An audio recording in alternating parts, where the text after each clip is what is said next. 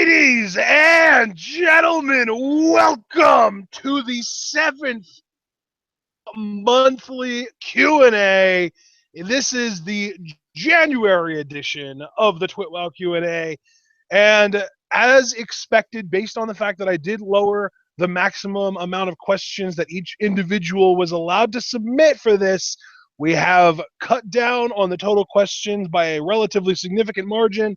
Last month was an all-time high. We had 73 questions last month. This month we have less than half at 32. If you guys, I'm pretty underwhelmed by the total number of questions that we have, but 32 is actually more than I thought we were going to have. I was kind of thinking it was going to end up being closer to 20, but then at the last minute we got a bunch of questions come in, and it makes me very happy. I think that the ideal number would be somewhere between like 35 and 55. I agree with that. I got to be honest, I'm pleasantly surprised the results that the new model is already reaping.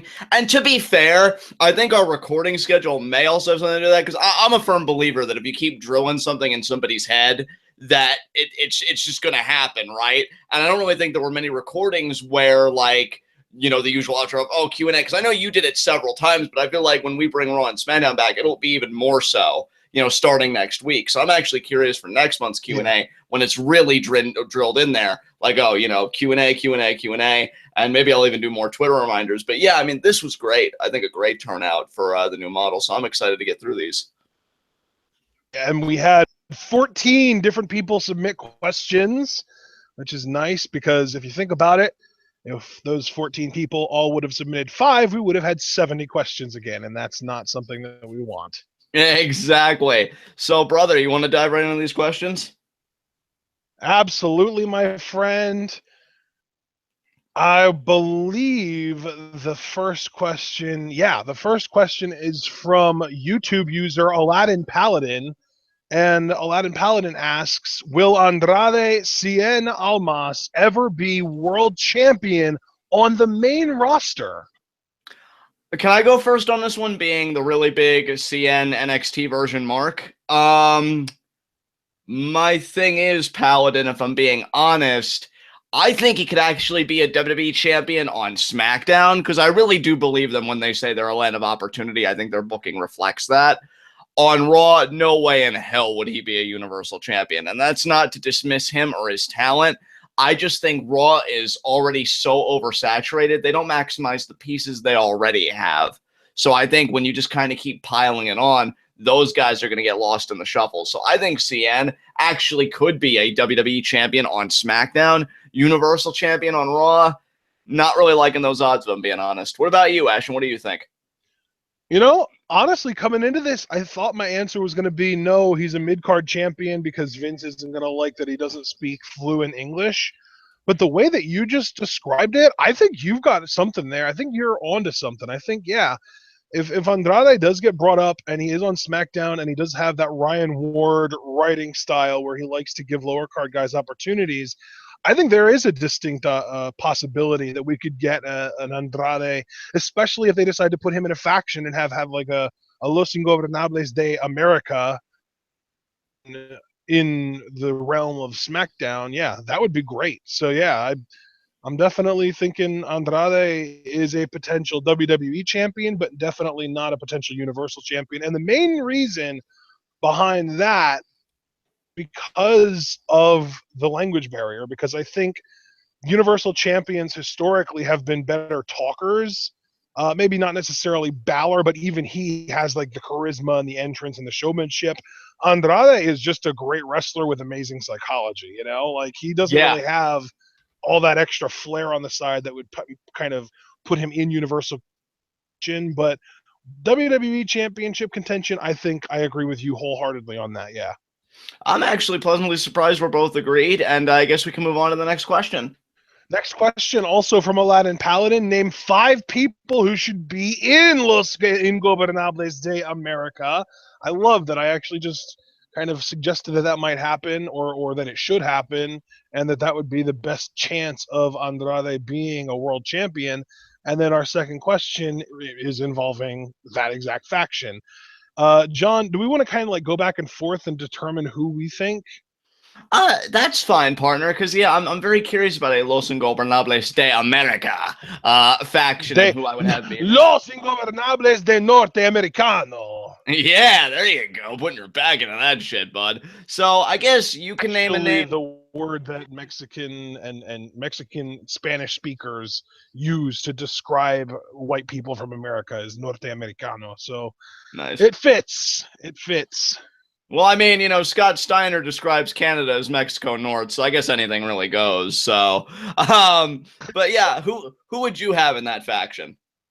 Well, it depends really. If you want to go with people that would fit sort of the Los Ingobernables attitude and style, then you could go one way. But if you want it to be an all Hispanic faction, then you would almost have to put certain guys in it, just because WWE doesn't really have that many Hispanic workers. Like, really, if you're going to make it an all Hispanic faction, it pretty much needs to be like Sin Cara, Kalisto, and the Golden Shining Stars. So that's kind of limiting. So I'm just going to say, like, as far as who I think has like the attitude and would work in there from that standpoint, and going in that direction, I would say, just as like a weird change of pace, I almost want to see Neville in that situation.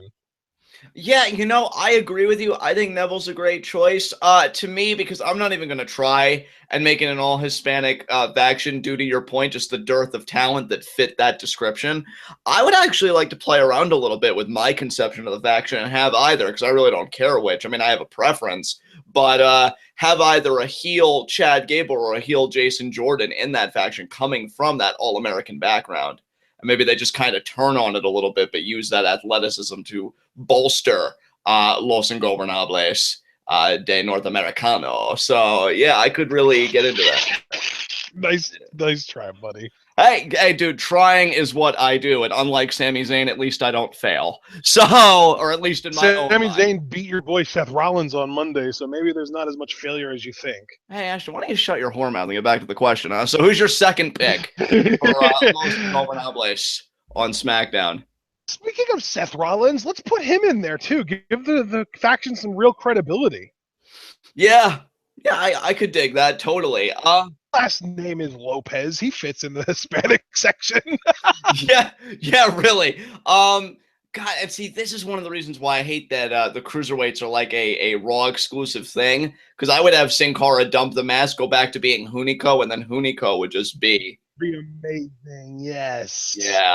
Yeah, but you know what? It is kind of a fantasy booking thing, so I will take those liberties. I'll say Sin Cara jump ship, but as Hunico, and then so he can go and be with this faction because he sees them on the up and up. So that would be my second pick. But I love your two picks so far of Neville and Seth Rollins. I think would be amazing.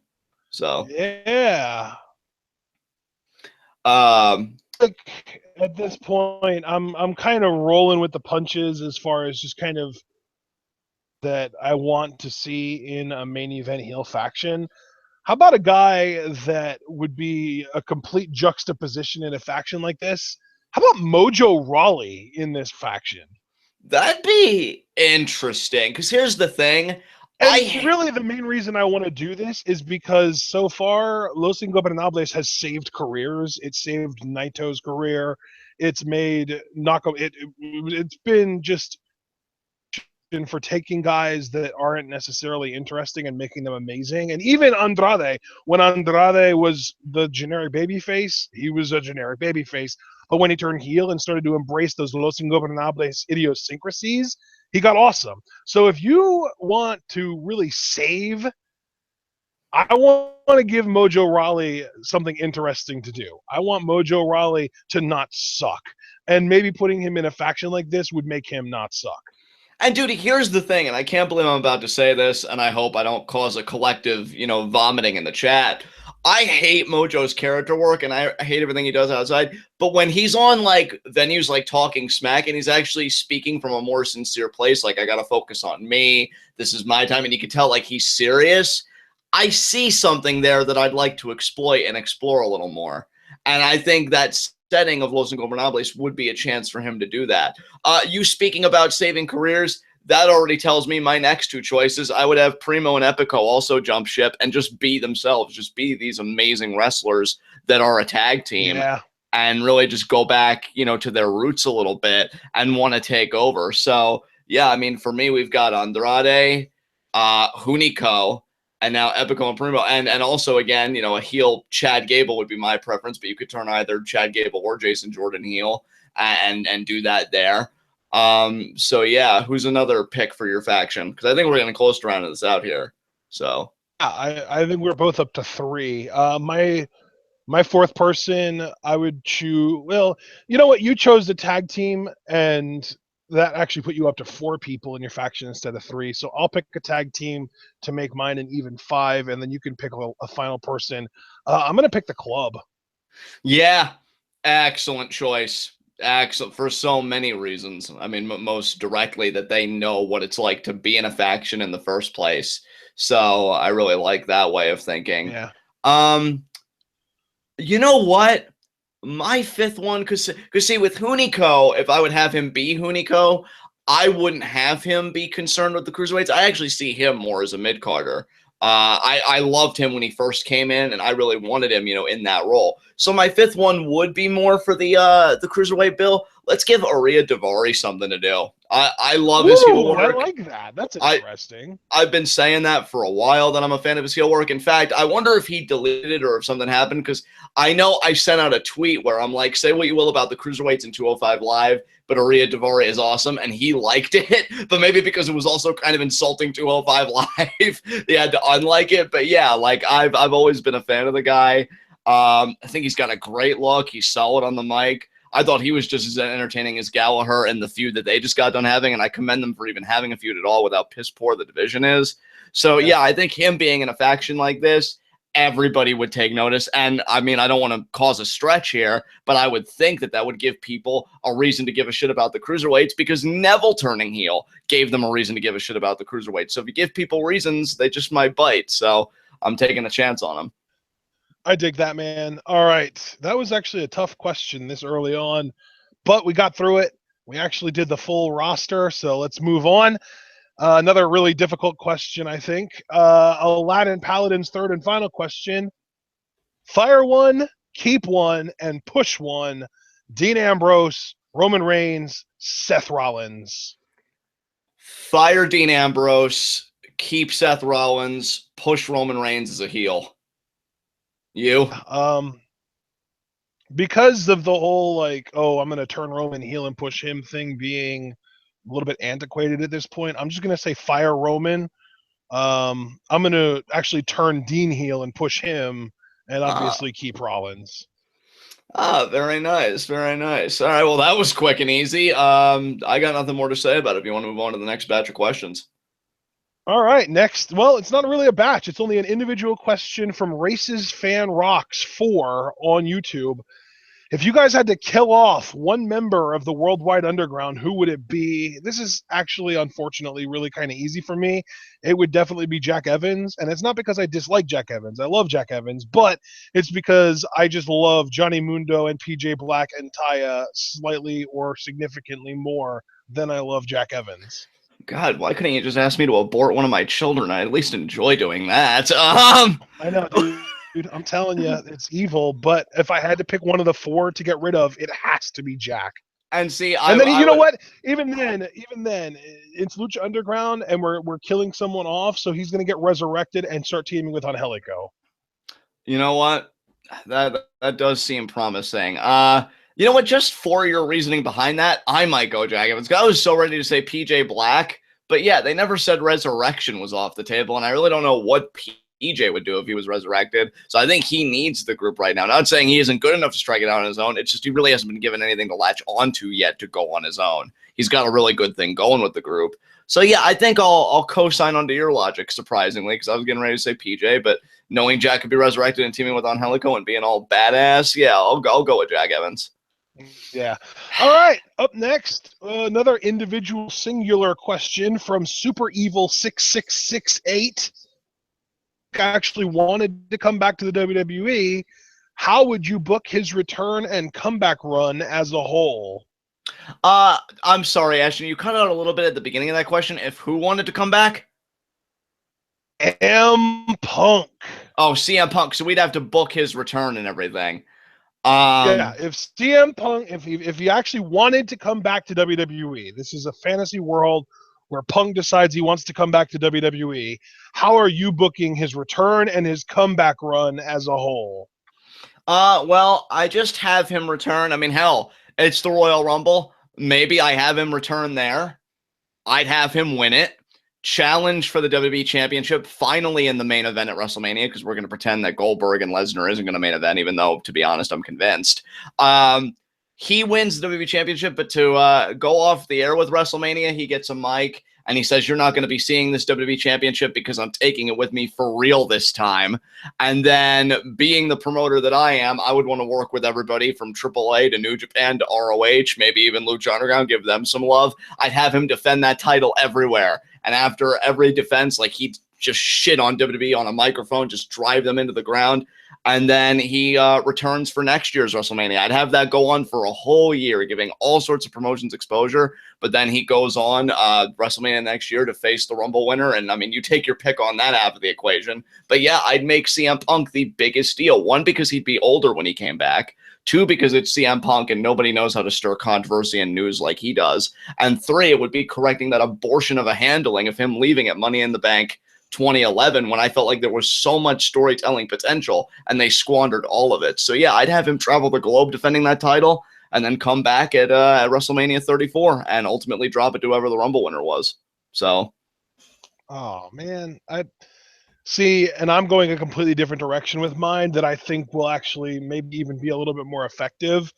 Rather than trying to get exposure and kind of doing that charity work level stuff, I'm going to do what I can to make the most interesting storyline here. And to me, you have Sami Zayn win the Royal Rumble. You have him and Kevin Owens have a 25-minute qualification style war in the main event of WrestleMania 33.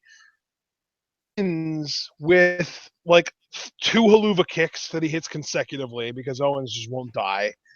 And then as Sammy is celebrating in the ring with the championship, you hear ksh, ksh, the freaking intro personality. Punk comes out. He gets on the mic and he says, "Sammy, I hate to do this to you. And one of my conditions for coming back was to main event WrestleMania." And then he gets a ref, runs down to the ring, rings the bell. It lasts maybe 30 seconds until Punk hits a GTS and picks up the win and crushes everyone's dreams of Sami Zayn finally being the champion. Like a 9-month heel run with the title, right. back to being face and losing the title probably at like Mania 34 because you got to give him a long run. Yeah, at least we agree on that if CM Punk's going to come back and take the title, like, you run with that shit. Just like they did. That is the one thing that I feel like they did right. They did give him a long run with the WWE title, at least when he won it back from Del Rio. But even then, I felt like that was imperfect because he only started main eventing pay-per-views towards the tail end of his run when he was heel. And that's because he was working with John Cena and like all these other guys they really wanted to build. So yeah, I'd do virtually everything different. I like your idea though, because I mean, you continue to make a babyface in Zayn, and you put Punk right back on top of the world like he never left. So good shit. Okay, up next we have 3 questions from our boy Cliff Amal. One is directed at me, and he asked, "What are your 5 favorite wrestler voice impressions to do?" And he wanted to know if I could do them in the video. Well, let me tell you something, brother. You know for a fact that the Hulkster brother dude, Jack Dude guy, is number 1 on the list, brother. 2, because you never know when Scott Steiner is going to show up and start cutting a promo talking about percentages and math.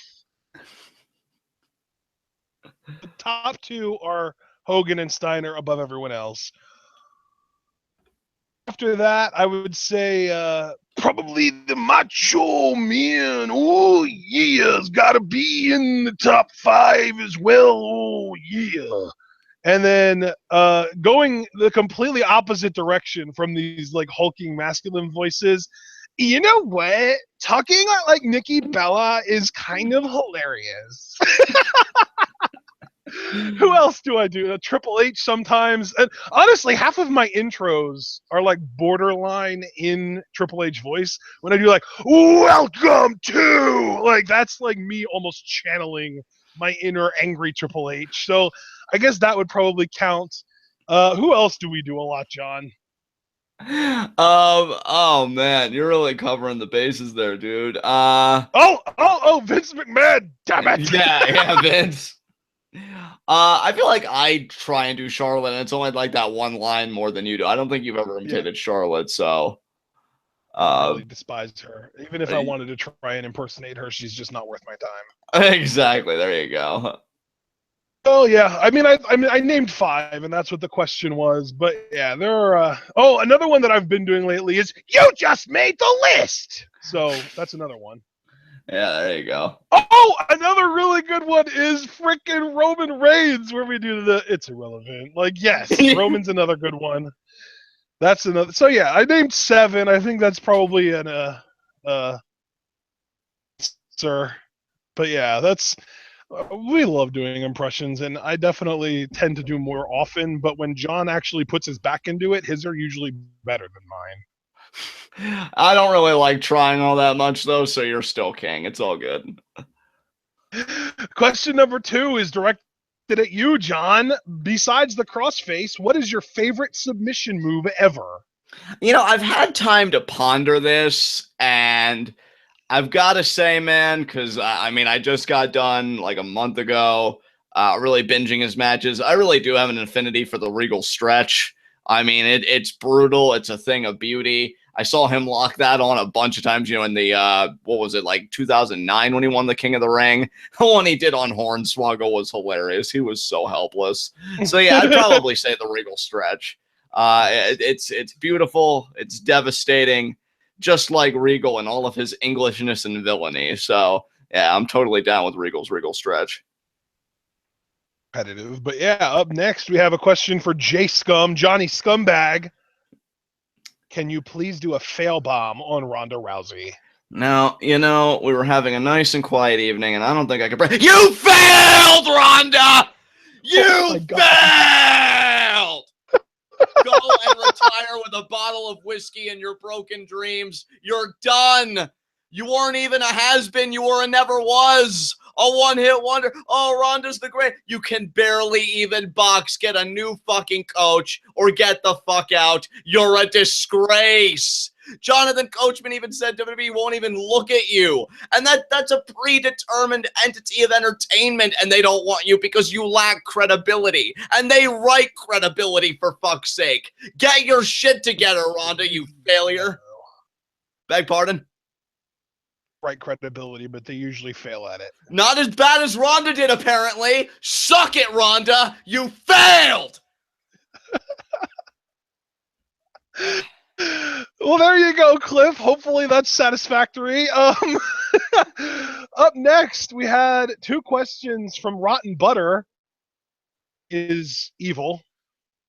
If WWE bought Lucha Underground, really made an attempt to keep it going under the WWE umbrella, what changes do you think they make? Whether it's roster or whatever, they can keep whoever they want, get rid of whoever they want, etc. I guess I'll go first on this one since the last 2 questions were for you only. I honestly, they wouldn't. They wouldn't try and keep it going. But if they did try and keep it going, they would probably let the writers continue working. And Rotten Butter actually included in this question something about how, like, oh, well, what changes would they make before deciding to give up on the project altogether and just, you know, putting it to bed and only retaining a few people that they want on their product. And yeah, that's exactly what would happen. But while it was going, they probably would let the writers stick around and do their thing, but they would kind of have this caveat of no more intergender wrestling, no more hardcore matches with blood, no more chair shots to the head, and that might be it. Well, I should say to preface my answer that however I answer this question is inconsequential because I would never live to see it because I would take advantage of my cyanide capsule. That said, though, I'd probably envision them giving Lucha Underground its own program, maybe before NXT, so like the original Lucha Underground. And yeah, like all, the cinematics gone, gone just because they're not going to adopt it for one show unless they can use it across the board, which I don't know why they really aren't, because I think Lucha Underground's really ahead of the curve and showing what the future's like. And I agree with Ash. I think they'd really trim the fat, probably let a lot of talents go. I mean, thank God Ricochet is one of the best in the world because he has a job regardless. They would not let that guy go. But I think a lot of people would. Probably have a championship that doesn't look nearly as gorgeous as the Lucha Underground title. And yeah, they would just try and present it as Lucha Underground, but it wouldn't be Lucha Underground, and that would just make me sad inside. So, God, I hope that never happens, though. Jesus, I'm kind of shuddering after that. God, why couldn't you ask something more awful? Like, damn, that's horrible to think about. And I'm Johnny Scumbag, for God's sakes. All right, what was his next question? Have you ever played the game Until Dawn? No, but we actually were watching a really amazing Let's Play of it before, the guy decided to be a dick cheese and not finish it. No, it was fun, but we haven't played guys. it. I mean, while we're doing this, we might as well give a shout out to Immortal HD because he was the guy that we were watching play, and he's super entertaining. But he doesn't like to play things all the way through for whatever reason. He just kind of, I think that when he starts to feel like the views are starting to dip, he just abandons the game altogether. Is Until Dawn playthrough, but John, I think, hasn't really done any extracurricular searching for the game, whereas I have. So I actually have seen the game played all the way through by people at this point, and yeah, it's pretty solid game. And I should actually pipe in since I was mentioned. I didn't do extracurricular like that, but I did read the wiki, so I know what the game is like all about and how it really breaks down. Because yeah, I was really miffed that like he didn't finish, and I'm thinking now he's dropped Papers, Please too. Like I love the guy, but don't break my heart again. I was really enjoying that, so we'll see. But yeah, that was the only Let's Play we watched, well, together, and then you went on your own, and then I read the wiki. But yeah, it seems like a really cool game for sure. Yeah, and the reason that this question was asked by Rotten Butter was because he noticed that we talk about Agents of S.H.I.E.L.D. and Mr. Robot a lot, and he pointed out that Brett Dalton from Agents of S.H.I.E.L.D. and Rami Malek from Mr. Robot were both in the game, and yeah, they were actually pretty awesome in the game, and one of the two that's actually possible to save by the end of the game is the Brett Dalton character, and I don't even remember what his name was. I think it was Mike or something like that. But Right. yeah, Rami Malek's character, depending on how you play the game, you get a special ending where he literally becomes. So that's not cool. Yeah. Oh man. So I got nothing else to say about it. You want to move on? I had 3 questions from Ace the Skylord. First one is directed at you, John. Have you soured on Trish Stratus after what happened on WrestleMania 27? You know what? I'm just gonna be honest and straightforward. No, I have not. I think at the time I was miffed, but obviously, that was my bias. Like, no, Morrison was close to the main event. How could you do this? Do I agree with it now? No. But I will say it's the culture that pro wrestling's in. Trish Stratus was a higher name. She felt slighted. She handled her business. Now, if anything, I should be grateful to her because all this stuff was piling up, causing him to leave, go to Lucha Underground, where he's currently world champion. So, if anything, in a roundabout way, I may even love her even more now. And, the past is prologue, and I'm looking ahead. He's world champion of the best promotion in the world. Nothing to be sour about. Yeah. All right. Next one from Ace the Skylord, directed at both of us. Has the quality of entrance themes in WWE increased or decreased over the last 10 years? And he actually specified that he was especially wanting to know our opinion on this matter regarding the women. And in my opinion, they've actually increased pretty significantly. I feel like years ago, what my favorite themes were, answers would have been theme songs that were only great because they matched the character of the performer, like Stone Cold's Glass Break and The Undertaker's Dong and that kind of stuff. But nowadays, there are so many great theme songs that aren't just good for the performer, but are legitimately good songs to the point that I listen to them in my spare time and like have them on my iPod on Napster to actually listen to when I want, because I sometimes just get in the mood to listen to some like NXT themes. They're that good. Yeah, for me, it's an interesting question because I think it really does come down to, in a way, what kind of music you like. Because I do notice, like, I feel like there are more electronic elements and like things like that in certain entrance themes today than you had, say, back in the early 2000s and the late 90s and all that. I like music from all generations as far as wrestling goes, but I would say in regards to the women, which is what Ace really cared about, definitely an increase. Definitely. Like, it's funny he even asks. I was listening to Peyton Royce's theme today because I just thought it had like a catchy quality to it. I don't think Liv Morgan's theme is bad. Ember Moon's theme is amazing. Asuka's is great, and then you look at the main roster. Charlotte's isn't bad, but we do agree like her older NXT theme was better. Paige's theme is great. So yeah, women have definitely seen an increase, I think, because I've heard some old like women's themes, and it's like not much effort was put into them at all. So I think it's a good time for sure. All right, and next question and final question from Ace the Skylord, and I love this one. Can an SJW faction, somewhat similar to Right to Censor, work in the modern day wrestling landscape? And you know what? I went first with the last one, so I'll let you go first with this one, John, but I do have a lot to say about it. I'm just going to keep it succinct then. Hell yes, I do.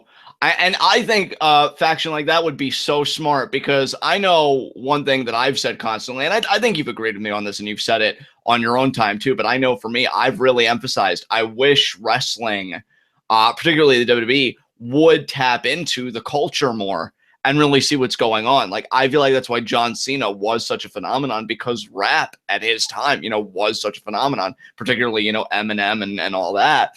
And this is the culture now, where you have this deep divide of, these people that are extremely, I hate using the word triggered, but yeah, triggered by everything, that I think actually mires other more worthwhile causes on the feminist side. That's always been my belief. And a faction like that would be amazing. Like, you could have these women like Becky and Charlotte like having this great feud, for instance, or Becky and Sasha, and you have this faction come out, and maybe even it's like a guy at the head of it trying to be a white knight, like, oh, you women shouldn't fight over this, or you shouldn't be doing this, and it would just get so annoying so quick. Like, I could just see it being a heat magnet for fucking days. And I think it'd be very, very smart to invest in that. So yeah, absolutely. Not only do I think it could work, I think it could thrive, and whoever is in it, depending on their level, whether they're mid card or upper mid card or main event, they'll be fucking made. And then you're looking at pay-per-view quality matches to come out of that, pay-per-view main eventers to come out of that. I mean, it's just something to me that works. So I'm going to hand the ball over to you, though, because you said you had a lot to say. Floor is yours. Yeah, I mean, to me, like, the perfect execution of a faction like this would be like a 3 to 4 person faction.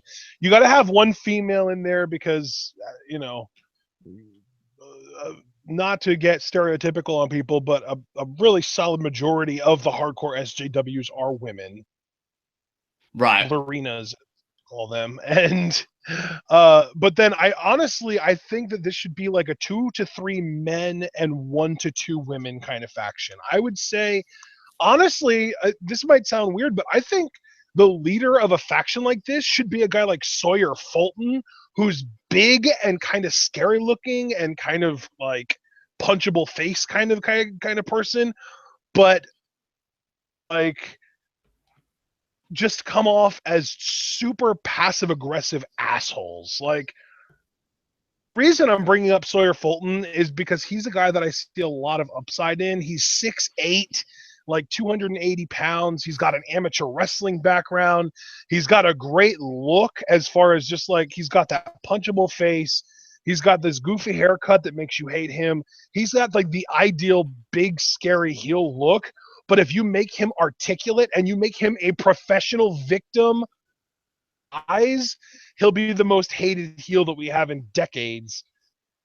So, like, I would say put him with a tag team and a woman, and it would be perfect. I mean, dude, I'm already thinking of possibilities, and like, I don't want to land myself in hot water here, but like, one possibility I'm thinking of, if you were serious about Fulton, right, and you wanted to push him, say you give him a chamber spot, and if WWE had that edge to them, maybe he'd even cut a promo like, oh, you know, I noticed, yeah, I'm glad to be in the Elimination Chamber, but I've got a huge problem. There is a huge lack of racial diversity in the chamber.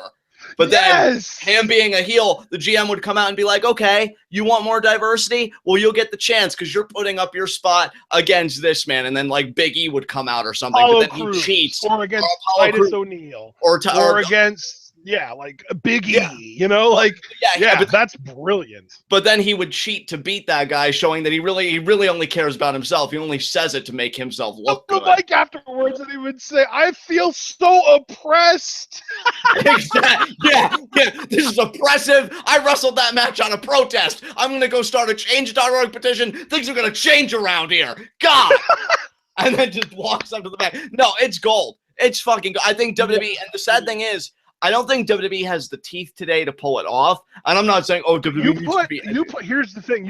And I know, dude, oh my God, you put Sawyer Fulton with the Revival and the Redneck, like the sort of female entirety of WWE who you would label as a redneck. Who would it be? Other than Mickie James, because she's too freaking old for this. Oh, God.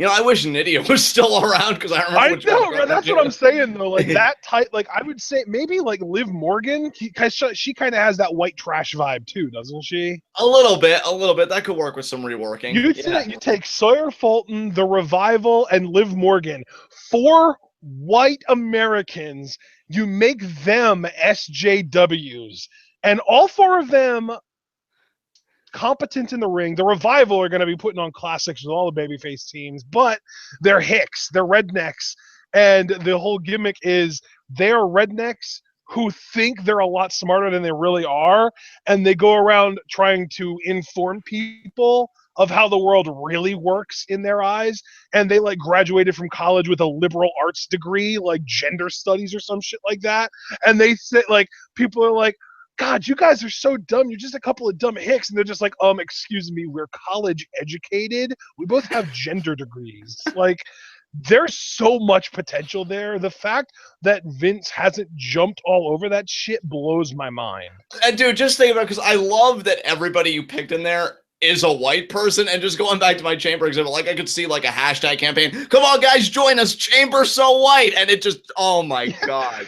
I just imagine like there's just like a fatal 4-way match going on in the cruiserweight division, and it's like Tony Nese, Drew Gulak, not TJ Perkins because he's Pacific Islander. Brian Kendrick. So it's like Brian Kendrick and Neville, and literally like 2 or 3 minutes into the match, because like RTC had the sirens, there would have to be some kind of annoying sound that the SJW group would play, and they just come out playing it, and they're calling out, "Oh, look in the ring, everybody! It's a bunch of straight white males. This is so typical of you people. We need some diversity. We need cultural diversity. We need sexual diversity. This is disgusting. You should be ashamed of yourselves," without literally just looking in a mirror and seeing that it's an all-white faction. It's perfect.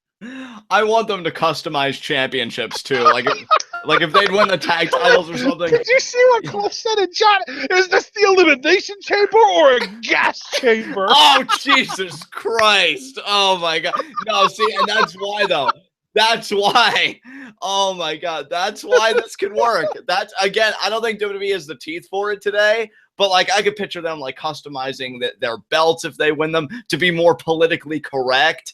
God, yes. Then like, you know what too? Because this is a heel faction, this is how you get a character super duper over. Because you have this faction literally within 3 weeks, they would be the most hated entity since Muhammad Hassan, who had an example because he wasn't even really a heel character. People just hated him because they were racist as hell. And this is kind of the exact opposite of that. But a guy like Big E show up and say, "Listen, guys, I've been black all my life, and I've never wanted people like you to think you're standing up for social justice when you have no clue like me have actually been through, and you're overcompensating because you're white. Like, you have somebody who is actually, whether it's a black guy or somebody like TJ Perkins who's Filipino, or somebody who actually fits into a category of people that this SJW faction is trying to stand up for, tell them off. That's how you get baby faces over right there.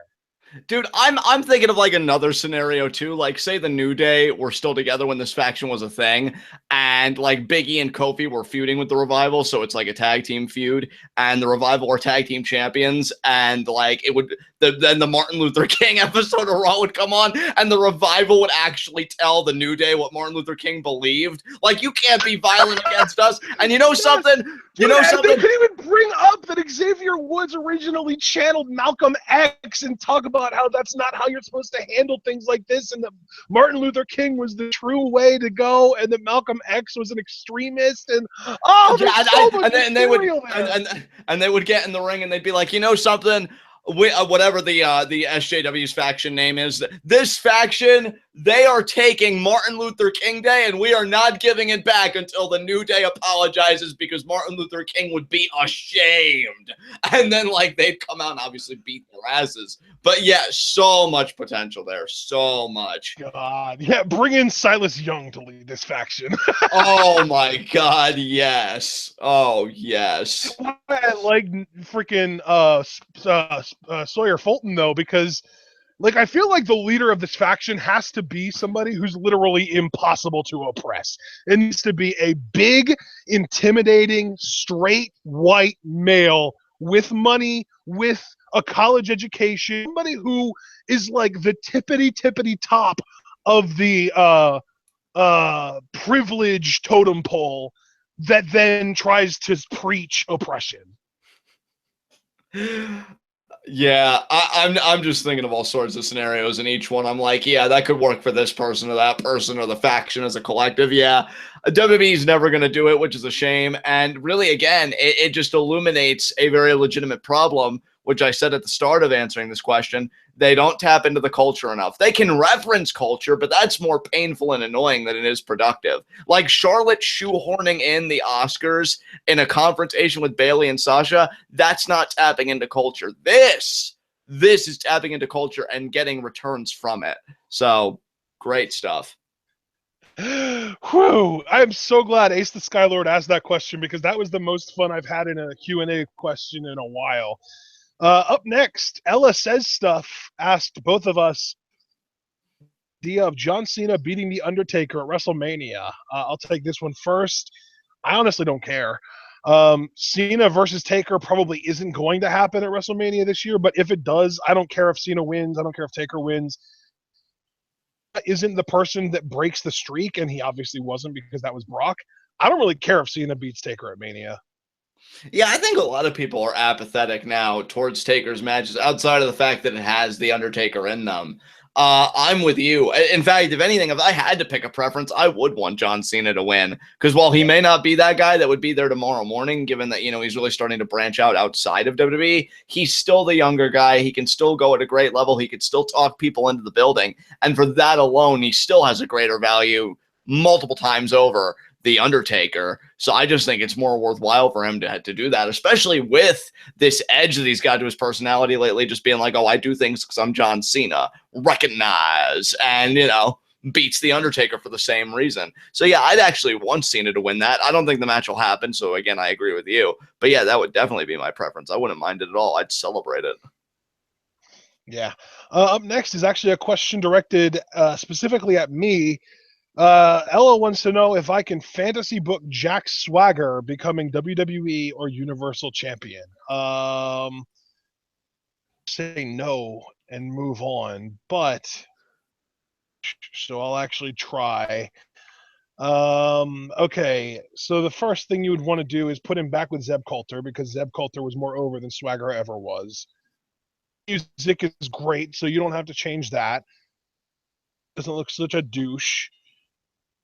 I would say give him an all-American gimmick, but like not the all-American, but literally like take his singlet and make it red, white, and blue. Make him an understudy of Kurt Angle and work your way up from there. That's really the best way you'd be able to do it. At the end of the day, it's a bad idea, but if you're going to do it, that's how you do it with him. All right, third question. It is for you, John. Ella wants to know what your thoughts are on Shakespeare. I love her questions to me because she must just think that I'm so otherworldly when I'm really not. But I do appreciate this. And the funny thing is, because I got this question so early, for you, Ella, I actually wanted to read more Shakespeare than I had in school just to give more of a broadened opinion.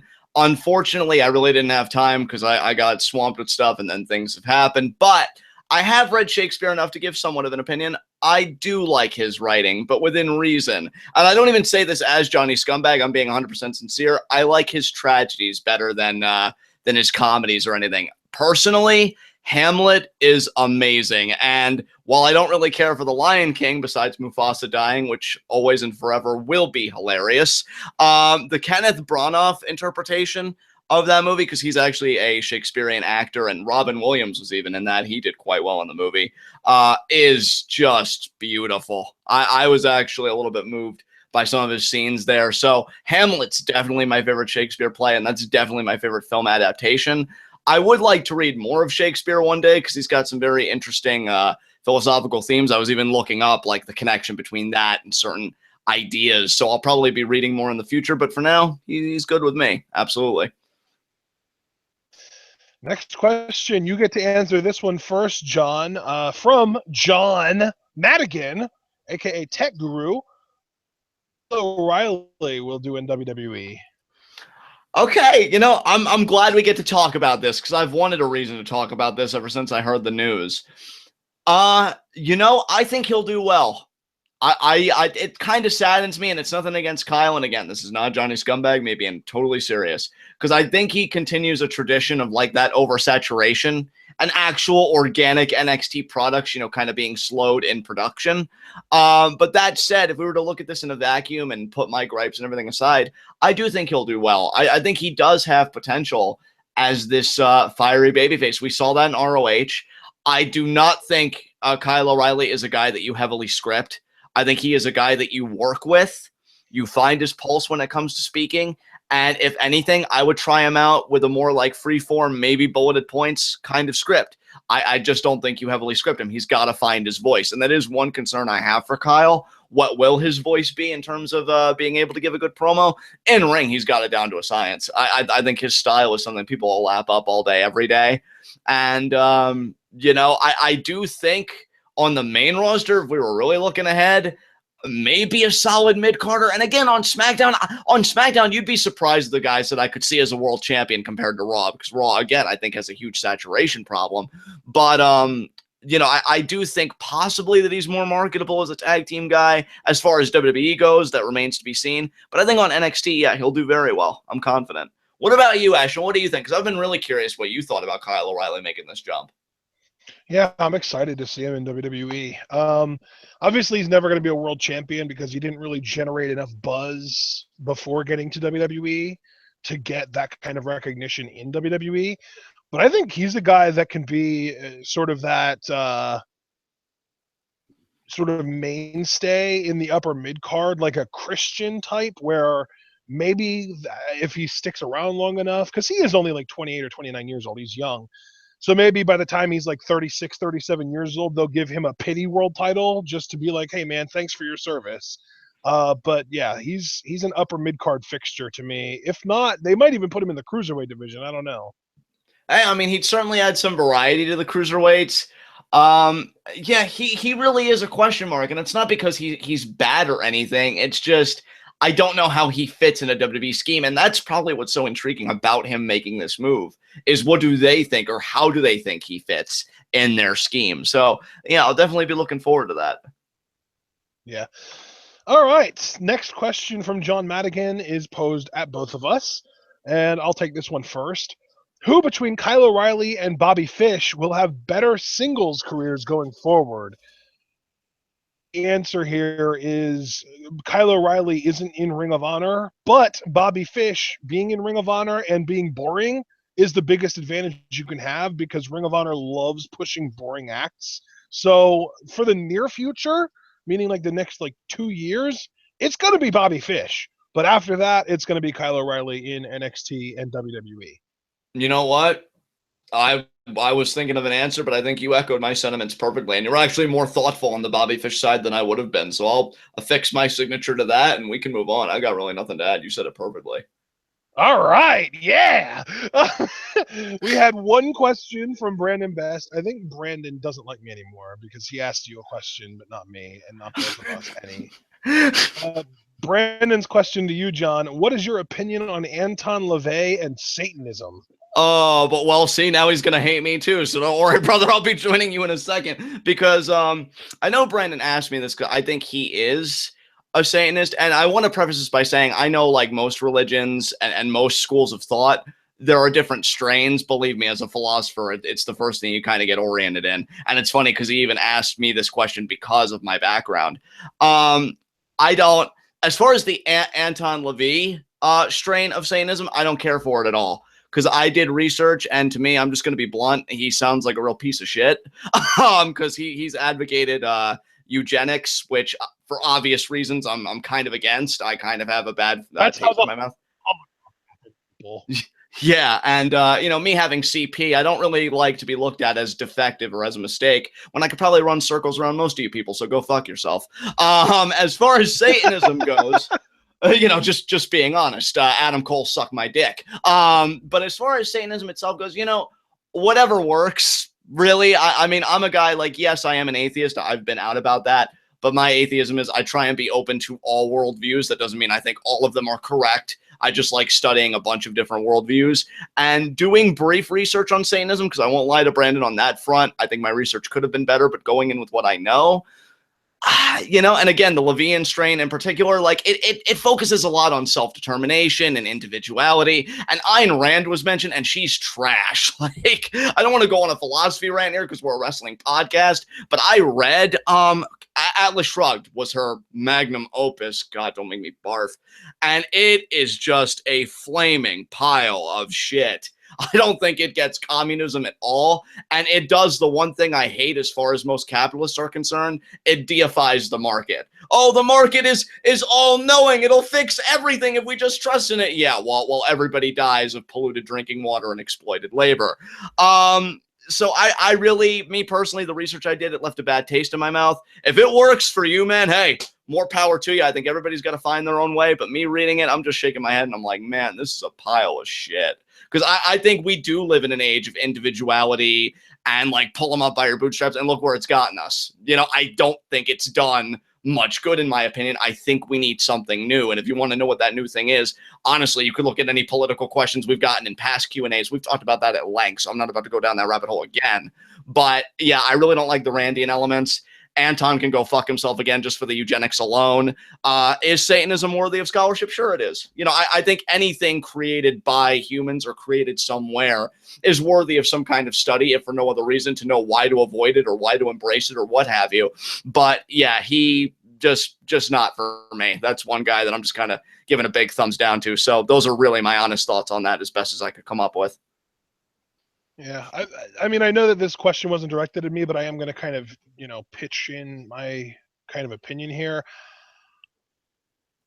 Like, is what Christians think atheism is, because like when a Christian thinks of atheism, the first thing that I always hear is, oh, why are you mad at God? Just to hate God. Like, why do you hate God so much or whatever? And to me, Satanists are just Christians who are angry at their God, so they decide to side with the other guy. Yeah, you know, I mean, dude, again, for me, like, some of my closest friends are heavily theistic. In fact, one of my favorite philosophers that I talk to regularly, we talk about God and heaven a lot, and he knows I'm an atheist and he respects that. But, like, you know, we just have a discourse. I'm cool with having a discourse. It doesn't mean that I think you're right or whatever the position you take up I think is right. And me researching it, again, different strains might have different benefits for certain people, but he asked me about a certain strain from a guy that I think he even said, like, or not said, but the research I did, this guy just believes, oh, we should live very hedonistic lives and be fulfilling, and, you know, we shouldn't be compelled to help people. And I agree. Nobody should be compelled to help people. But then again, you look at things like taxation. How do you think our roads get paid for, and libraries and this and that? Sometimes I think taxes can be excessive, and I don't even really think you need them if you just and the needs to do it themselves as a community. But I digress, you know. And again, a fully automated world, which you and I have advocated. I just never really liked, whether it's religious based or not. I feel like there are, like, just in my experience, I feel like there are like two major strains of Satanism. There are the marquee Satanists who actually believe in this shit and just choose to worship Satan instead of whatever god they are getting their Satan from the religion of. And then there are the sort of angry, edgy, like, Satanists, where they don't actually really believe in this shit, but they call themselves atheists because it scares people who do believe in this shit. You know, Paul William Gregory said it best. For the kind of Satanism that I've been trying to articulate the past few minutes, you know, they're materialists, just like Rand, who was an atheist. I mean, they do believe in the natural world, and I will say that to Levi's defense. He's not spiritual in that way, where he believes in like this other world or whatever. It's so just, that's kind of like the second strand of Satanism that I'm talking about, then, where it's not so much about I believe in and worship Satan so much as it is just like I reject Christianity and want to scare Christians. And it's, yes, I'll say yes simplistically, but to them, I think in the second strain you're talking about, I think it would be best to kind of posit Satan as kind of a symbol of things in the natural and material world for which they live by. So again, hedonism, carne, you know, all that stuff. And to me, and maybe this is just my anarcho-communist side speaking, I've just never been down with that. Like, I've seen the effects. It doesn't work out. Yeah. You know, and the sooner it dies off, just like Levi apparently wants me to die off because I'm defective, you know, the better it will be, you know, because it's just not a mindset to me that works. It causes instability. Trickle down economics is a fucking sham. And I'm all for pursuing pleasure, but you got to realize that you share this world and, you know, with a lot of fucking people. So be mindful of what the fuck you're doing. So yeah, just from my readings, which wasn't much, didn't care for it. Maybe I'll do more research in the future. Who knows? But yeah, I mean, Brandon wanted my opinion, and that's my opinion. So there you go. Yeah. I feel like the brand of Satanism that we're talking about here, that you're kind of trying to talk about with Brandon, is the kind of Satanism that Guilfoyle on Silicon Valley abides to. Right. Yeah, that sounds about right. Actually, good parallel. Yeah. So let's move on. Up next, we had one question from PW Gregory. And John, I believe you get to go first. Or no, you went first on the last question, so I'll go first on this, actually. Fantasy booking. Well, this is the second fantasy booking one that we've already gotten, or third, or fourth. I don't know. We've got a lot of fantasy booking this time. Baron Corbin defeats AJ Styles at SummerSlam to become WWE champion. How would you book Zack Ryder to beat him in a believable manner? Oh, curse you. No. Yeah. I'm going to go first here. And I am going to basically treat Zack Ryder. Brian was treated, and we want Zack Ryder to go in there and put on clinics as best of his ability. I know he's not like that A+ level wrestler like Daniel Bryan was, but he is a solid B or so, which is probably good enough. You just have him go in there in like tag matches with Mojo Rawley and stuff, and go against good, strong heel teams and beat the shit out of them, and all the while keep him away from the world title, and then have him win the Royal Rumble and beat Corbin for the title at WrestleMania. You know, that was good. My question would be why Paul doesn't love me anymore. But answering this question, you know, I would make Corbin such a heel that he forces Zack Ryder to change, because only when Zack Ryder changes do I start to believe that he could beat Corbin believably. So maybe he does something again, and this is only imagining a WWE product. And I hate the word edgier because I know we used it a lot earlier with the SJW thing, or I did. But yeah, you know, a WWE with teeth, I'd have Corbin maybe go to Ryder's house, you know, see his father, who's clearly Oh, wearing a you're John such an Morrison t-shirt. edgelord, John. God. I know, I hate myself. Fuck. But Corbin goes over to Ryder's house, greets his father, who of course is wearing a John Morrison t-shirt, because Zach, no matter how hard you try, your father is never going to love you because you are a disgrace. And yeah, he just beats the crap out of Zach's father, maybe even hits him with an end of days or something. And Ryder is just fuming. Like, I can't believe this happened. And then he's like, you know what? No more woo-woo-wooing. No more, you know, Long Island IZ. No, that man went after my family, and I went through too much to get this opportunity. Now, I know I personally wouldn't do this, but you know it would be in WWE's mindset to mention, because he already did once with that interview with Michael Cole, that he did overcome cancer. And he would mention, like, all the things he's overcome, and he's not about to let Corbin be the obstacle that stops him from living his childhood dream. And then, yeah, I mean, you have Zack Ryder win those matches, look really aggressive, maybe lose the first time to Corbin, but maybe he wins like a chamber or a fatal four-way or some kind of match to get another shot. And then he beats Corbin for the title, and hopefully in front of a crowd that's markier and that likes Zack Ryder. And then we end the and then we end the reign, if I can English, 6 days later, like most of Zack Ryder's title reigns. This way, it's you get the putrid taste out of your mouth all in one fell swoop. So that's how I would do it. How is he going to win the title on a Sunday and lose it on a Saturday? You know what? Maybe I'll bring back Saturday Morning Slam for one episode just so we could drop the title. I don't give a fuck. But probably just drop it tomorrow night on Raw then. So then the reign's even shorter. Perfect. We'll pull a Christian with Zack Ryder. Oh, God. Okay. Up next, we have 3 questions from Hazardous Something. First question, John, you can go first on this. We're going to have a trios tournament under the format of what Lucha Underground has done. Be in this trios tournament. So to form your trio, which 2 superstars would you choose between Titus O'Neil, Mojo Rawley, and Captain New Japan? Jesus Christ. Okay, so it's a trios tournament, and I got to choose one of these 2 guys to make at least two of them. Yeah, two of these guys.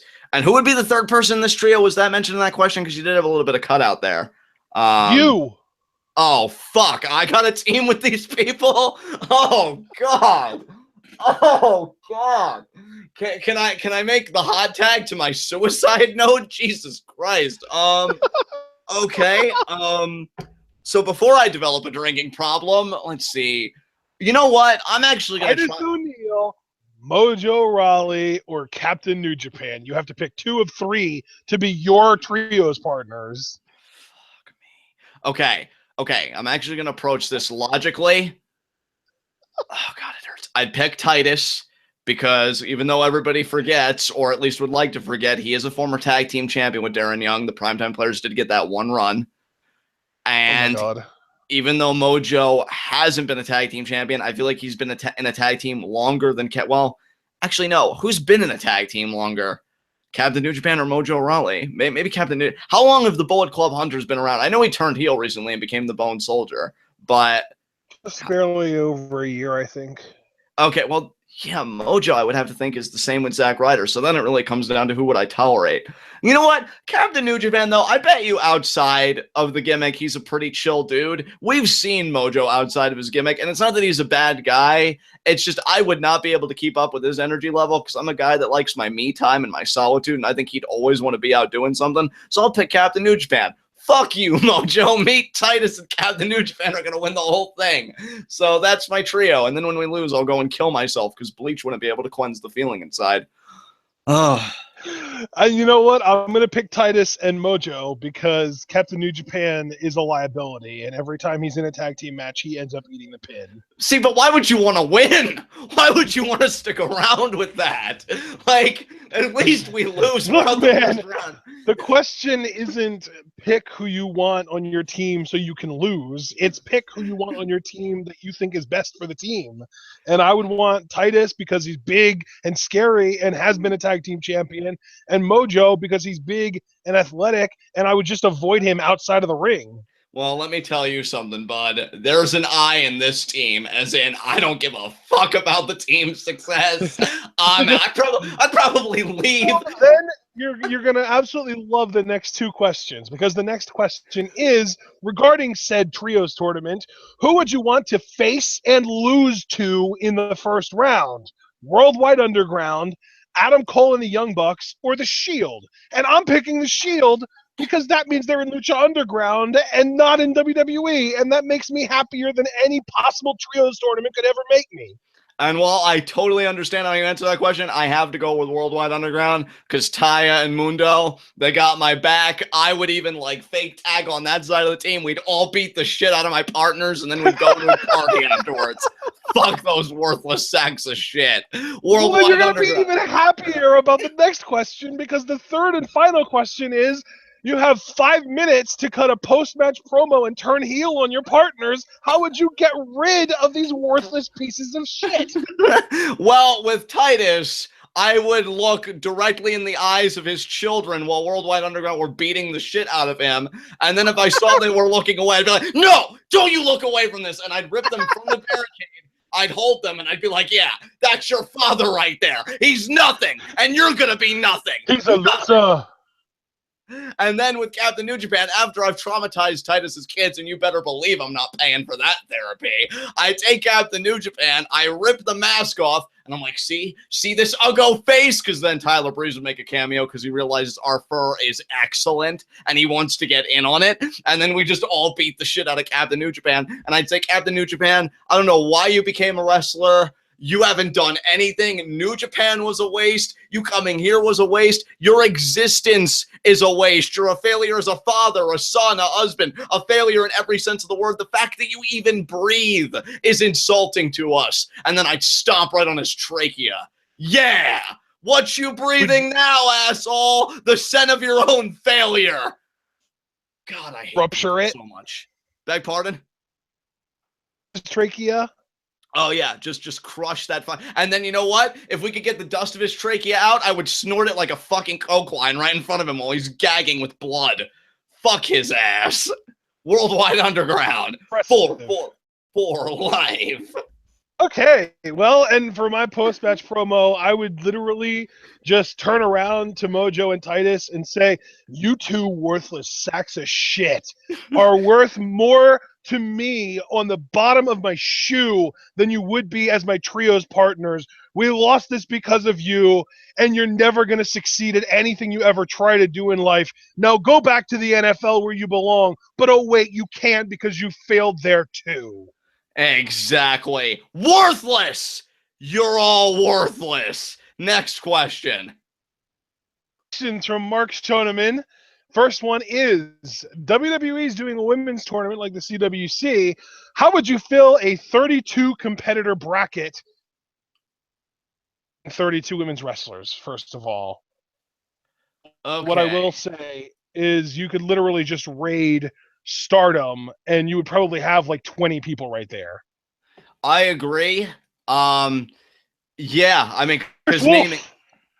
Oh my God, Chris Wolf is amazing. And I think, at least from her retweeting and saying that's cool, that she's an honorary Scum Squad member. I've tried to get her to buy the shirt. I don't think she has yet, but I'm going to keep trying because she'd look amazing in it.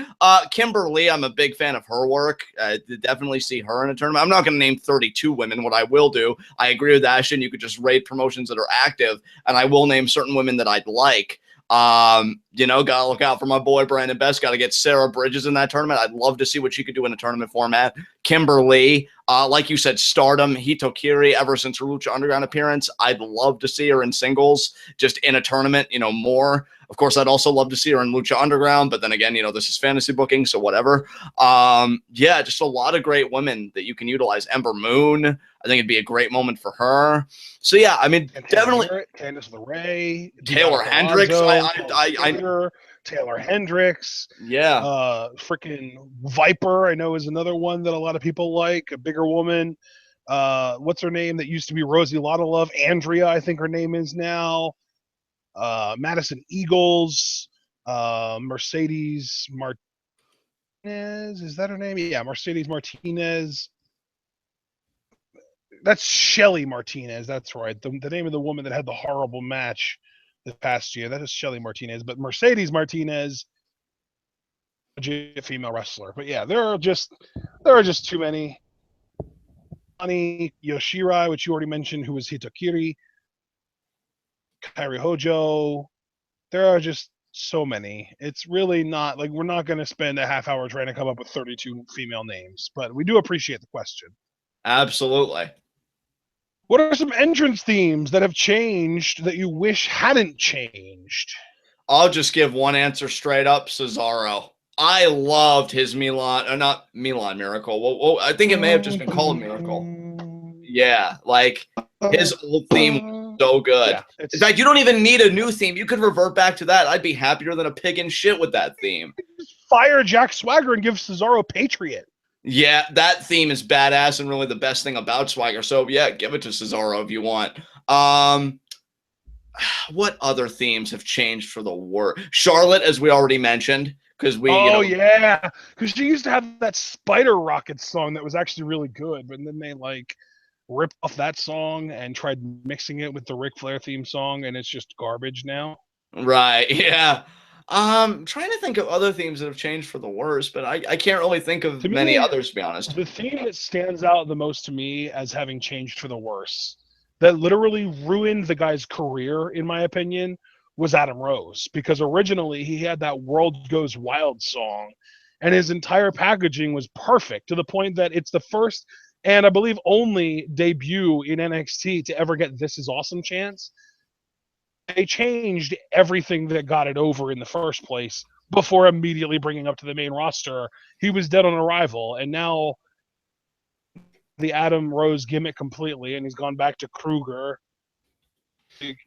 Yeah, they had for him originally as Adam Rose, which it was called World Goes Wild, and it was super duper over to the point that literally the second time he came out, he had the new theme song, Breakaway, and the crowd was singing World Goes Wild to it after one appearance. Right, yeah. That's actually a great example you brought up. I actually forgot about that, but yeah, that was horrible how they did him. So another one, I don't really know if the new one is better, but I love Neville's old NXT song. The one that was like, we're just about to break the silence that takes us all. I just love that song. I don't even know who it was by. I think it was an actual song though, so they had to change it because CFOs is just theme song maker now. But right. Yeah, I love that song. Big Neville's new song, but I feel like that song gave him a little bit more of an edge than the current one, whereas the current one is really more kind of towards just him being like a superhero. Like it's got like that kind of remind you of Iron Man a little bit. Then another one, and I'm seeing in chat actually, the Mastermind mentioned Sheamus's theme. I think his new theme is way better than the old one. Like, I love his new theme. The old one, but Hellfire, the new theme that Sheamus has, is incredible. Yeah, I agree. I actually feel like Sheamus got an upgrade, not a downgrade. Someone else brought up John Cena. PW Gregory said John Cena. Just imagine though, some guy that's acting like he's like this like Marine with a theme song that says I'm untouchable, but I'm forcing you to feel me. Yeah. Oh my god. Kane is another one because Finger 11's version of his theme song never should have changed. Yes, I love that one. And that was around the time again that I really became a Kane mark. That was the only period I would say that I had like markdom levels of love for Kane. And then they just go back to that older stuff, which isn't bad, but man, you can't beat Finger 11 doing Slow Chemical. Even just like the opening riff to that was more intense, and then the freaking no wonder all the world is gone, I know for sure. I love that shit, man. So good. Yeah, I completely agree with you. Absolutely. That's about all I can. Oh, you know what? The other one, I actually really miss Triple H's My Time theme. Oh, dude, yes. Oh, so good. But yeah, great picks, man. Great picks. So what's our next question, brother? Is also from Mark Schoenemann, the third and final one from Mark. ever tell us what it means when he says on his Twitter, it's so and so day, whether it's Monday or Tuesday or whatever day of the week. He says it's so and so day. You know what that means? Right, right. I don't think he'll ever let us know. I think it's kind of an inside joke with his peers, and I think they just kind of want to keep us in suspense. So yeah, I don't think we'll know what it means. They, but it's not like anyone else is like telling him to tweet that. That's all him, and he's just screwing with people. Yeah, that's true. That's exactly what I think it is. I think he's just fucking with people. So yeah, I don't think we'll ever know. And yeah, actually, Cliff Amal brought up in chat another amazing theme song, "Burn in My Light," Orton's old theme. But Voices is pretty amazing too. Voices is amazing, and I always heard. Now I've never seen Orton say it in an interview directly, but I always heard Orton hated that song, "Burn in My Light." I mean, and it's weird because I love it. That's actually one of my pump up songs. When I'm getting ready to write or work out, like I'll put that on, be like, yeah, I'm fucking unstoppable. So yeah, I love that theme too, man. But yeah, with Luke Harper, he ain't ever gonna let us know. Remember when Mercy Drive was actually like a popular theme song maker for WWE? Yeah, I know, right? Man. Avon's theme as well. Did they? I thought that was actually a different band. You know, it was like yeah. I mean, I know. That was I know. Mercy Drive, dude. Yeah, that was them. Oh wow, wow. Okay, that's interesting. And I think they did a pay-per-view theme for WWE as well. You know what? You're probably right about that. I'm trying to remember what pay-per-view it was, but it's not coming to me. But I do think you're right about that. I'm Googling it. We're gonna get our answer on display. Oh, Zero Cool 666. Yeah, saying that Orton wanted CM Punk's original theme because Orton's apparently a big Killswitch Engage fan. That's pretty awesome. Oh, that's awesome. Cliff Amal said something about Edge, maybe. Oh, you know, I actually liked Edge's upgraded theme over Rob Zombie. I was never really big on Rob Zombie. In fact, if you want the honest truth, I even preferred Edge's instrumental theme with just like the blonde lady, like You Think You Know Me, kind of intermixed in there at certain parts, over the Rob Zombie vocal. But that's really just me. Yeah, did you ever find what Mercy Drive, what pay-per-view they did? If they did a pay-per-view? I can't find anything about it. Maybe they didn't. I don't know. But yeah, as far as Luke Harper goes, I mean, I agree with you. I just think he's kind of, just pulling people's leg. There really is nothing to it. But yeah, there you go. So what's our next question? Apparently, Mercy Drive wasn't even allowed to use Burn in My Light on their own CD. WWE didn't give them permission to use the song because they had split permission rights from Johnston, and Mercy Drive even attempted to sue WWE for the rights, and it didn't work. So, yeah, just another example of Vince being a piece of shit. Yeah, no wonder that relationship soured, because I guarantee if WWE weren't such dicks, maybe they'd still be doing business with them today. Way to go, Vince. I know. I wonder if that's what happened with Downstate, too. No, actually, Downstate, I still think they're on good terms with WWE because they talk about him frequently on their Twitter, and they've actually added vocals to the Seth theme they're working on. So maybe Seth will be debuting. I know that they're working on a Seth theme, but there's no hint from WWE that they're interested in it. So I don't know. Well, maybe it's a one-sided thing because I know Downstate, again, they still talk about and mainly though, it's with people that formerly had Downstate themes. And I think Dolph still does use his Downstate theme. But yeah, maybe it's a one-sided thing that WWE doesn't want to use them. Not that Downstate isn't looking for work from WWE. So yeah. And yeah, I love Punk's old theme too, but Cult of Personality is still better, I think. Yeah. Punk is one of those rare cases. Well, maybe I say rare, but maybe it's not as rare as I think it is. Where both of his themes to me were excellent because I love This Fire Burns. Who else has had really good luck with theme songs? Who's that? Because she, not counting the River Dancer gimmick, when they first gave her the rocker chick gimmick in NXT, she had a really good theme song then. Or the Celtic Invasion one that she has now, and they were both awesome. Yeah, man, I agree with you there. Absolutely. I don't remember what the name of that theme song was in NXT.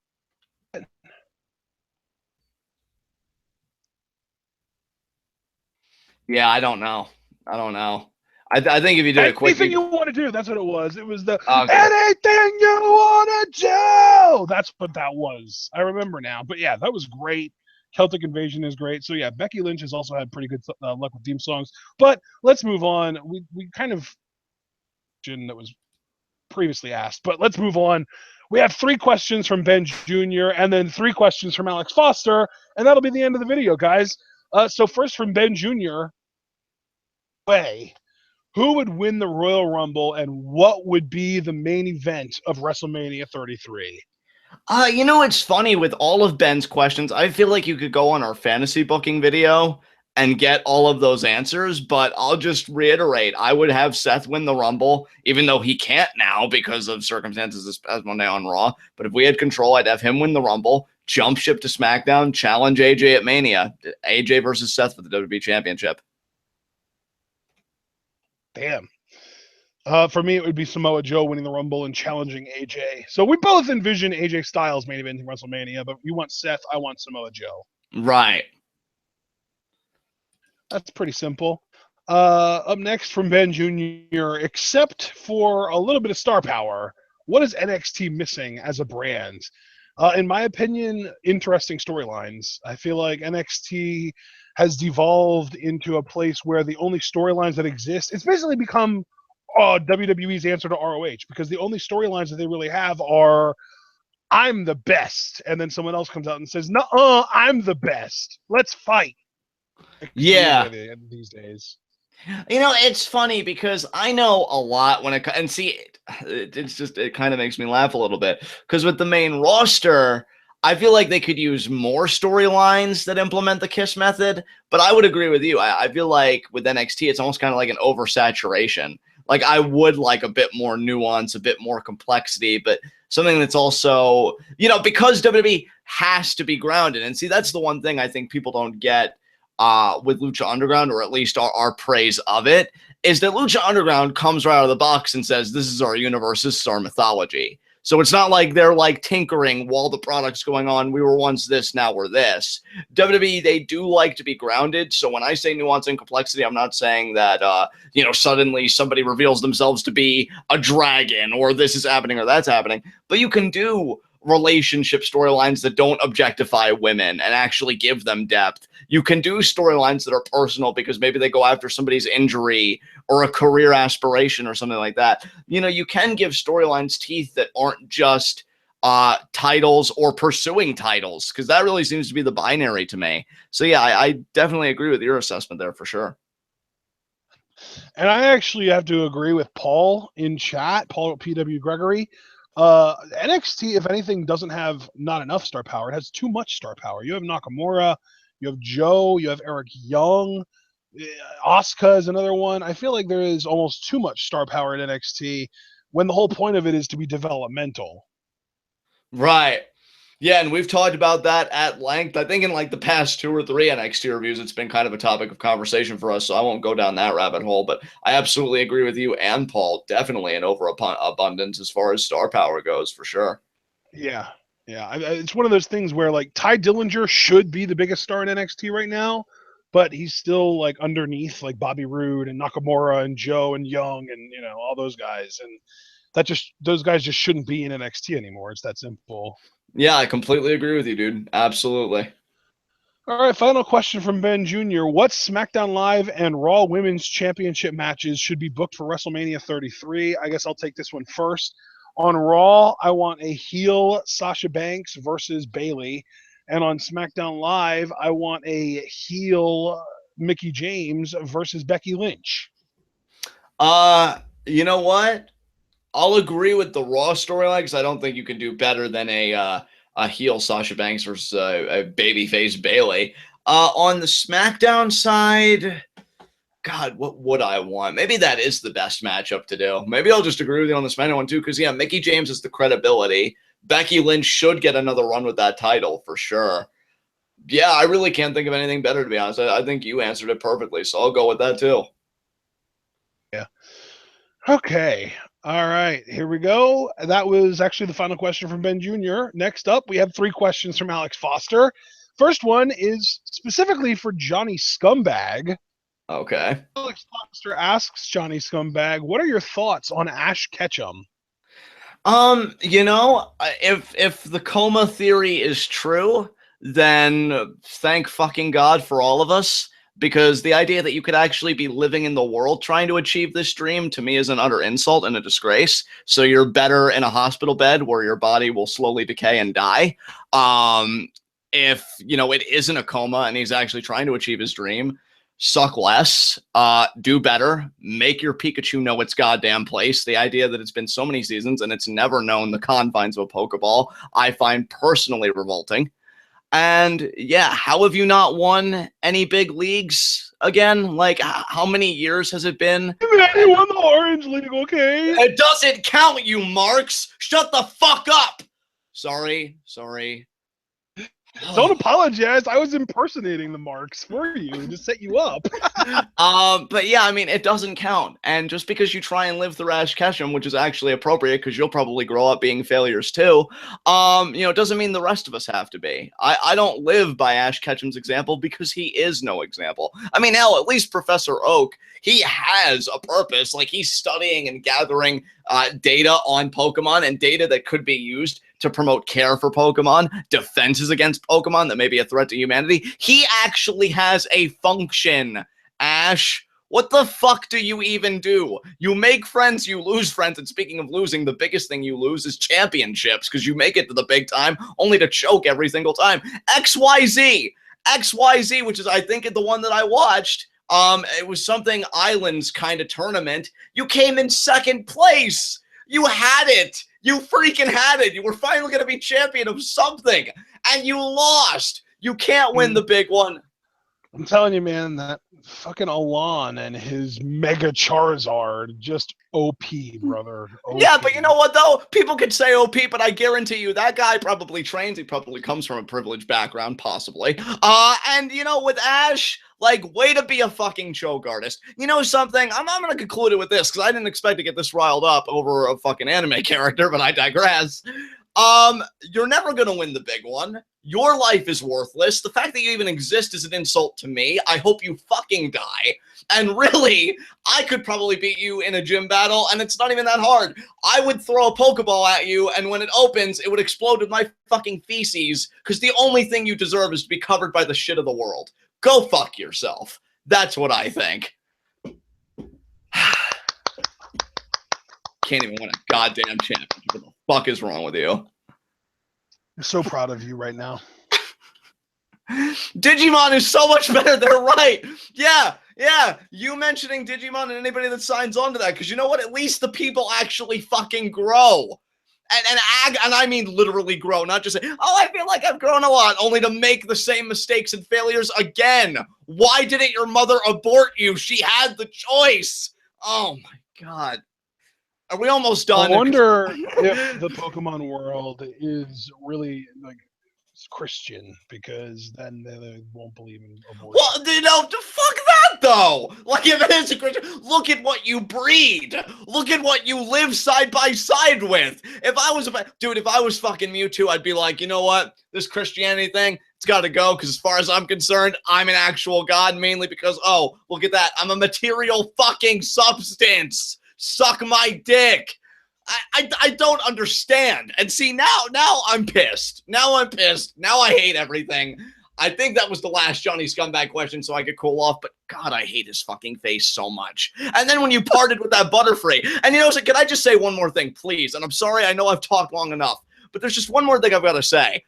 Way to have the balls, American version, to actually teach our children something, because Digimon actually grows with its audience. It teaches us hard lessons, right? Pokemon had a chance to do that with the whole Butterfree episode, but no, he had to go, oh, he found a mate. Oh, I don't want to part with it, but I'm going to part with it. You know what the Japanese version did? They actually own their shit. They're like, oh, you know, when Butterfree mate, because they want to give these fuckers a legitimate biology, they die. But you didn't want to mention that Butterfree was going to die. Oh, because it's such a hard... Newsflash, Marks! Everyone dies! And you're probably going to do it alone. So eat my shit! God fucking damn it. Everything sucks.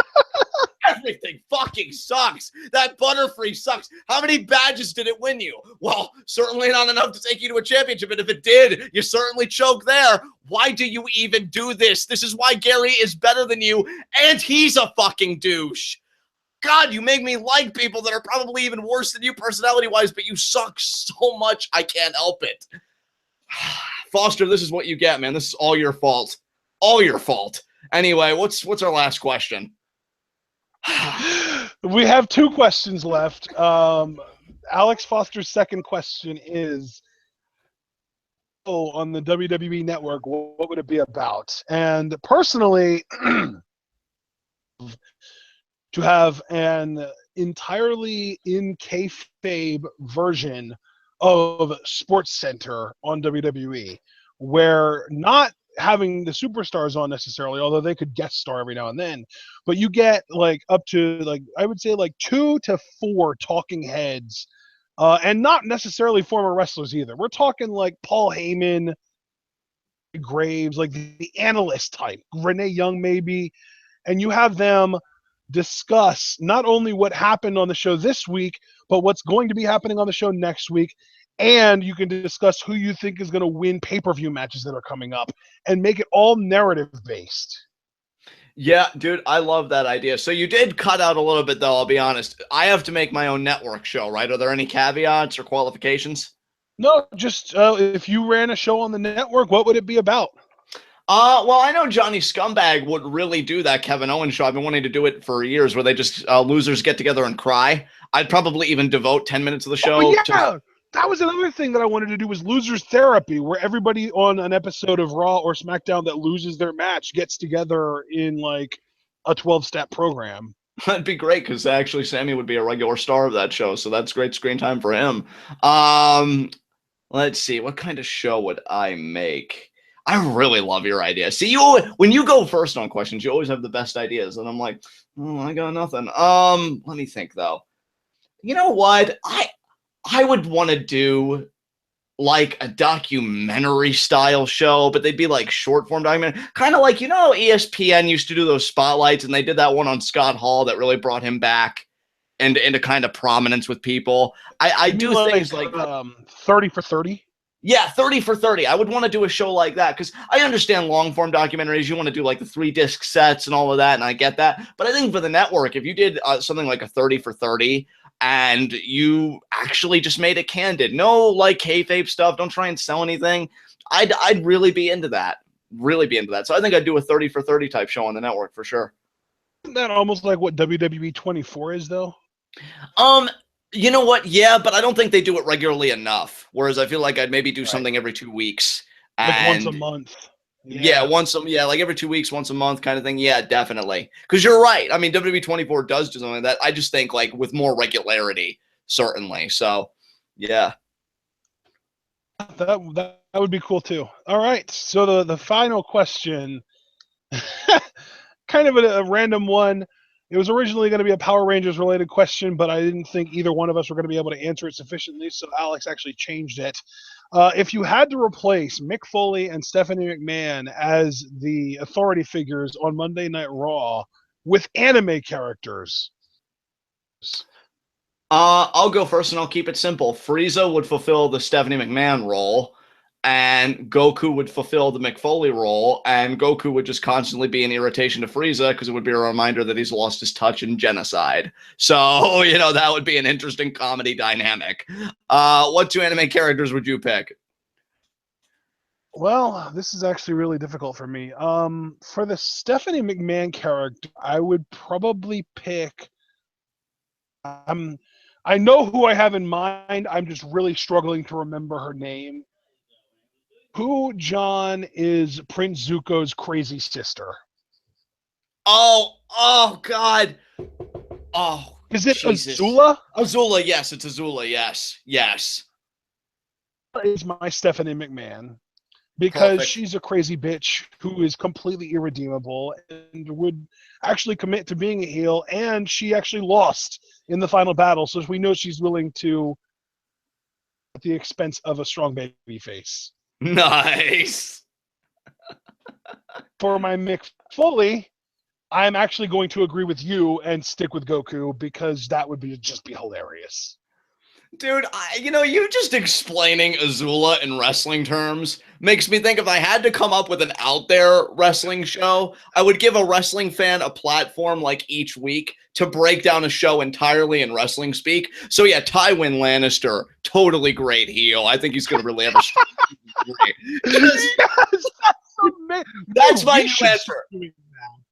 That's like Mr. Robot. Yeah, like, that's my new answer. I know we don't normally go back to questions and revise our answers, but I'm going to use that cheat this one time because I think my other answers suck because you're right, WWE 24 is a thing. That would be my show. You give legitimate wrestling fans, because Bring It to the Table is a cancer, by the way. Fucking axe that shit immediately. And you actually treat your fans with respect, being like, okay, come up here and break down these shows in wrestling terminology and treat it like a wrestling show. And yeah, I can just picture somebody just deadpan being like, oh yeah, Tyrion, the greatest babyface in cinematic history right now. Television is just so great with a babyface as strong as Tyrion. And yeah, Game of Thrones is just all the better for it. To do that with Mr. Robot, just be like, man, the best heel going on right now is easily Tyrell Wellick. I can't believe the shit that he pulled off. And what a swerve, the reveal that Elliot was in prison the whole time. It's unbelievable. I know, right? Yeah, that's my new answer right there, because there's actually a lot of potential for a show like that. So, yeah, that's great. Yeah. That's awesome. And yeah, everyone kind of seems to agree that Goku should totally take the place of Mick Foley. It's just a matter of who your Stephanie McMahon is. And I'm going with Azula. You're going with Frieza. Frieza is kind of effeminate anyway, so that works too. And yeah, he's obviously, perfectly willing to get bitched out as proven by Dragon Ball Z itself. There was actually a sequence in that fight where he got bitch slapped. So it all works out for the best. Precisely. All right. And now we have people talking about Digimon Season 3 because it is the superior anime, people. Fuck you one last time, Pokemon. Fuck your face. Oh, I think I've got the biggest hate boner that I need to deal with. So thankfully that was our last question. All right, ladies and gentlemen, this is easily the shortest Q&A that we've had since the first one. We are going to keep the max limit at 3, but hopefully we get more people asking questions this next month. I believe, the one where the December one where we had like 73 questions, we had 1, 2, 3, 4, 5, 6, 7, 8, 9, 10, 11, 14, 15, 16, 17, 18 different people asking questions. This month we only had 12. So if we would have had 18 people asking questions, even if they would have only asked 3 each, it still would have put us in that kind of ideal range. It would put us at 54. And like I said, our ideal range is like that 35 to 55 range, maybe like 40 to 50 is even better, more precise there. Yeah. Guys, just because we've lowered the cap doesn't mean you have to just choose to not ask questions or to ask fewer questions than the cap. I know we got like one question from PW Gregory. He's usually a guy that caps out at 5. We got one from Brandon Best. He usually caps out at 5. There were a few people that only asked like 1 or 2 questions that we're kind of used to asking 5, and we would have expected to ask 3 and just didn't. So guys, don't feel, hold back just because we lowered the cap. If anything, us lowering the cap is the green light for you to reach the cap, because we lower the cap in expectation of everybody asking 3 questions, and then like, oh no, they lowered the cap so they don't want people to ask as many questions, so we'll only ask 1 or 2 this time. But no, just ask as many as you want, up to 3, and it's fine. Ladies and gentlemen, I hope you enjoyed this Q&A. Literally starting tomorrow is going to be insane because we've got NXT TakeOver San Antonio live reactions tomorrow, Royal Rumble live reactions on Sunday, and then our first Raw and SmackDown reviews since August on Monday and Tuesday. Hope you guys enjoyed this show. Hope you look forward to that. Be sure to check out Patreon if you're interested in supporting us. Check out Teespring.com/stores/TWitWoW, and the Patreon is just Patreon.com/TWitWoW. If you want a shirt, or if you want a custom review, or if you want a mug, or if you want custom live reaction, or if you want a sticker, you can buy any of those things if you go to either Patreon or Teespring. I'll let you figure out which one sells which. And until then, we hope that you all Stay tuned.